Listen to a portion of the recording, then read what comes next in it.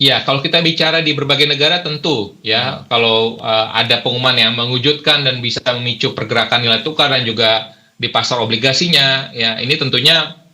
investor akan mereprice ya ataupun menilai ulang lagi apa namanya terkait dengan bagaimana konsistensi kebijakannya, lalu juga bagaimana figur dari penggantinya, lalu juga bagaimana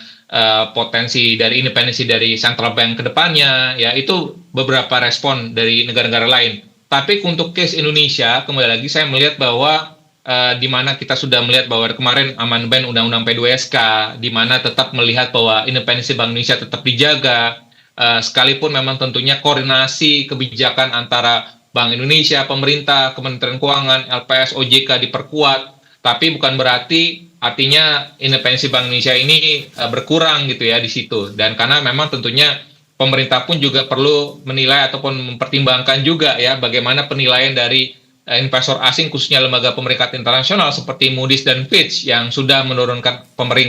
outlook peringkat Indonesia ya dari sebelumnya stable menjadi negatif. Tentunya ini ada risiko bahwa dalam 12-18 ke depan setelah penurunan outlook rating tersebut, rating Indonesia bisa saja diturunkan. Oleh sebab itu, bagaimana pemerintah perlu menjaga independensi dari Bank Indonesia, ya artinya ini yang harus dijaga. Selama itu tetap bisa dijaga, tentunya respon dari pelaku pasar, dari investor pun juga tetap harus bisa, semestinya tetap akan bisa dijaga karena tadi ya keberlanjutan kepemimpinan ini akan berjalan dengan mulus dan tadi juga sudah disampaikan oleh Bu Destri bahwa kepemimpinan interim dari Gubernur Bank Indonesia akan dilanjutkan oleh Bu Destri langsung dan artinya